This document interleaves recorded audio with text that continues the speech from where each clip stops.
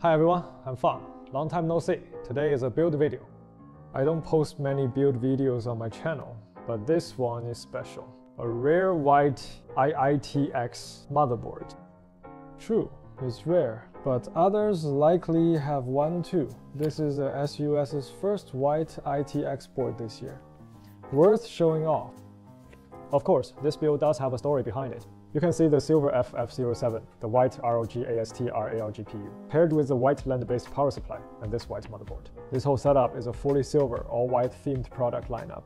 And this build here was done by a fan who watched Tony's episode on the silver F2007 and all-white hardware. Then paired with the newly released one with a clear rear panel, that white monitor there. That desk setup looks absolutely great. So this fan friend came to me and asked, could you build me one just like Tony's setup? And that's why we have this video today. Let's unbox this motherboard now. From the packaging, this ROG STRIX snow-themed PC looks great. And later you can see its specs, like the 64 MB IOS capacity. I heard that AMD is planning a next-gen CPU. This 64 MB IOS size allows BIOS updates, which should improve compatibility with the new CPUs. This is what I heard. Older boards without such large BIOS sizes, can they be updated? I'm not sure, but I think it should be fine. Would it be that wild? If the ports are the same, why wouldn't it work then? I recall Duan Yang told me that this motherboard's RAM, which used to top out at 8,000, now hits 9,000 plus, maybe even 9,006. Whoa, once you open this box, there are things inside to see. So many items you mentioned, and its price matches the black version. That feels pretty worth it. The new ASUS motherboards now come with this sticker on their front panel. When removing or installing the GPU, first rotate this panel and lift it up. If you flip it upside down or lay it flat, that does not align with their quick release interface. This quick release interface is quite neat, but it does have a minor drawback when building an ITX system, something to keep in mind. This port works best if your cable is a back-to-back one. Then plug it in, it's quite springy. If there's upward tension here, the cable may loosen more easily. So when installing, make sure to pre-bend that cable so that when it's plugged in here, it doesn't feel that upward tension. The chipset is pressed beneath this, under the heatsink of the stack design. There's an M.2 slot in the mid-upper part of this stack design, and another M.2 slot on the MB rear. And the back one is also 5.0 by 4.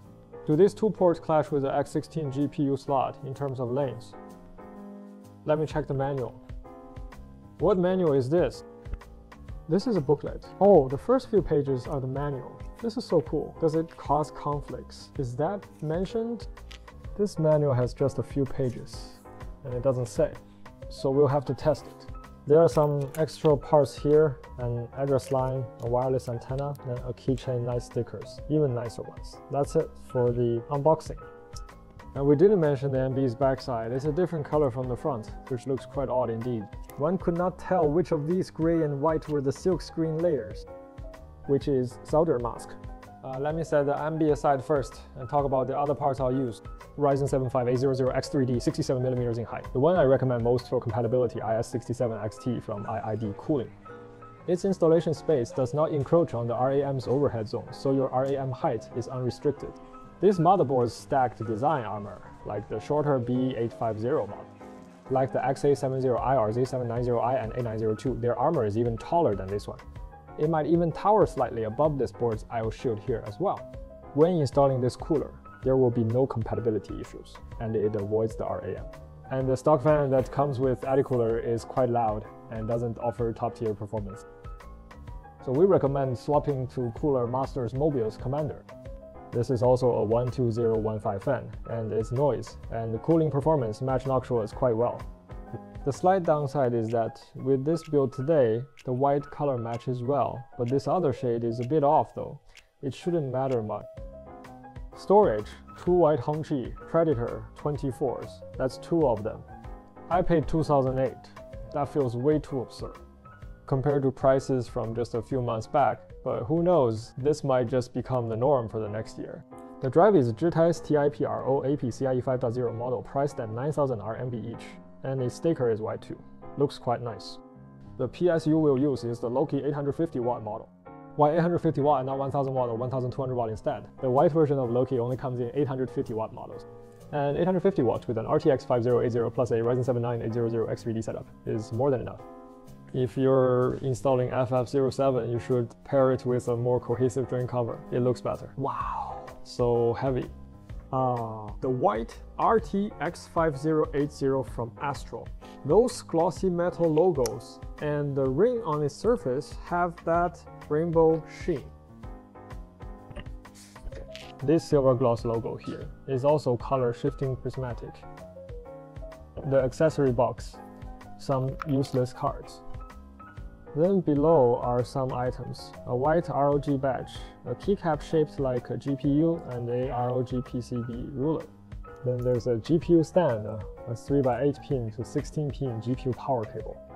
It seems rarely used, and I don't recall unpacking one myself before. ASTRAL.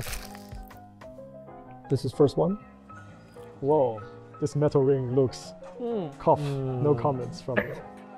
Looking at it now, this GPU is indeed white, and if you inspect closely, you can see this silver highlight. Strip matches the packaging. The back, apart from white, seems much like the black ASTRAL model. There are 2 fan headers here, just like the ROG Strix RT X4090, and you can add external fans. Looking down, I wonder why this PCB wasn't made in white instead. This card must have sold quite well, and it shares the same PCB as the black version. Very cost efficient indeed. Of course, this card has such a large casing once installed. The PCB is entirely hidden, so it doesn't matter much. But when you look at this card on its own, the PCB's look might pull you out of the vibe. Just a tad. And what about the look of this machine once built? I think you've seen it already at the start of this video. That's it for this fake unboxing review. Master Zhang has posted videos less frequently this month than last month. But Master Zhang is indeed busy with big projects. Keep following, and there might be some surprises ahead. Okay, goodbye all.